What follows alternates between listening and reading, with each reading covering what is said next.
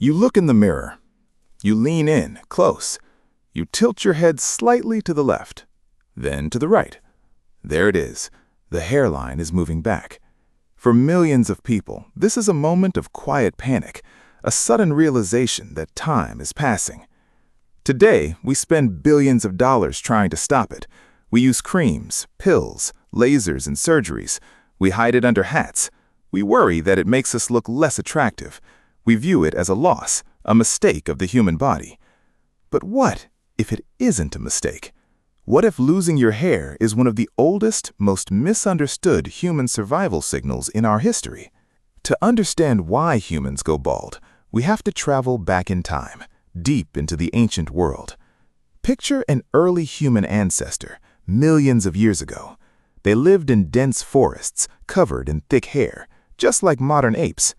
This hair kept them warm at night and protected them from insect bites. But then, the world changed. The climate grew hotter, the dense forests shrank, and the vast, open savannas of Africa appeared. To survive, our ancestors had to step out of the shade and into the boiling sun. They had to hunt, forage, and run for long distances. If you run in a fur coat under the African sun, you will overheat. You will not survive. So the human body did something incredible. Over hundreds of thousands of years, it dropped the fur coat. It evolved millions of tiny sweat glands to cool the skin. We became the naked ape. But we kept one thick patch of hair, the hair on top of our heads. Why? Because the brain is the most important organ in the human body, and it generates a lot of heat. It needs protection from the brutal, direct rays of the sun. The hair on our heads acts like a built-in sunshade. It blocks the radiation, and the curls and waves allow air to flow through and cool the scalp. Scalp hair was an evolutionary masterpiece. It kept our ancestors alive. So, if hair is so vital for protecting the brain, why does the body suddenly decide to drop it? Why do we go bald? If you ask a doctor today, they will give you a biological answer. They will talk about genetics.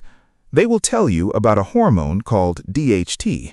As some humans age, their hair follicles become highly sensitive to this hormone. The DHT attacks the follicles on the top of the head.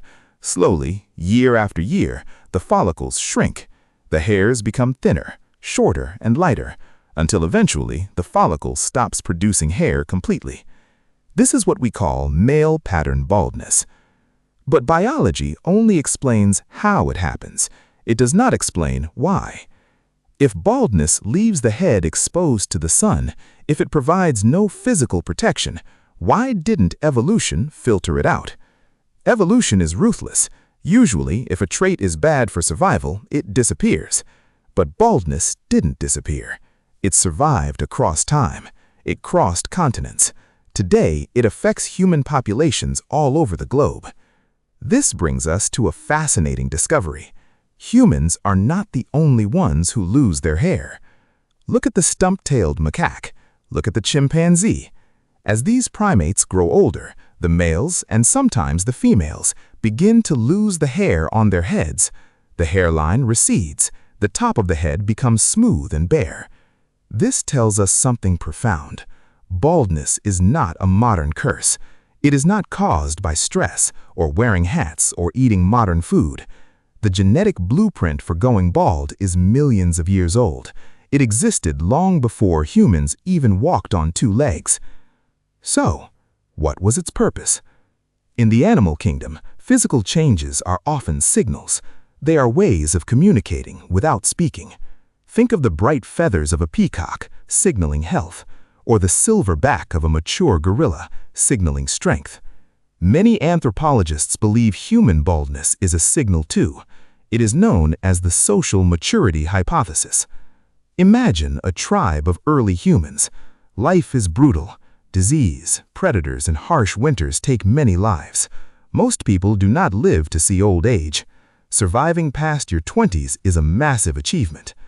In this ancient world, there are young, strong, aggressive hunters. They are full of energy, competing for status.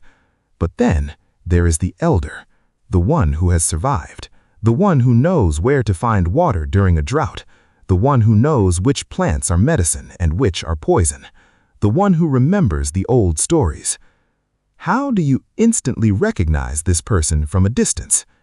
You look for the smooth, bare head. In this theory, baldness evolved as a visual badge of honor. It physically altered the appearance of older males to make them look less threatening to the younger, aggressive males. The receding hairline makes the forehead look larger, which humans subconsciously associate with a larger brain and higher intelligence.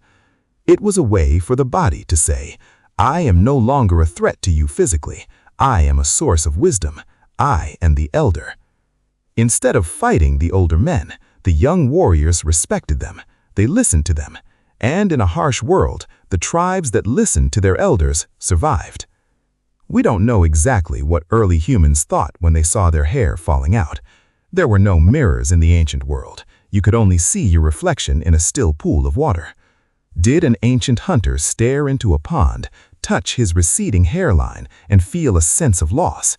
Did he try to cover it with mud or animal skins? Perhaps. Human vanity is old. But perhaps he felt something else. Perhaps he felt a deep, quiet pride. In a world where death was everywhere, his bald head was absolute proof that he had beaten the odds. He had lived. He had seen the seasons change enough times to earn the mark of the elder. Today, the world is very different. We do not need a visual signal to tell us who is wise. We value youth, energy, and thick heads of hair. When we look in the mirror and see the hair thinning, we feel fear.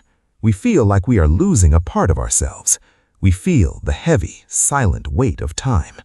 But deep in our DNA, the old signals remain. The body is simply following an ancient script. It is doing exactly what it was designed to do millions of years ago. It is preparing you for the next phase of life. So, the next time you look in the mirror and notice the hairline moving back, don't just see what is missing. Don't see a loss. Don't see a mistake. Look closer. See the echo of the deep past. See the badge of the survivor. See the ancient, undeniable mark of a human who has lived long enough to tell the story.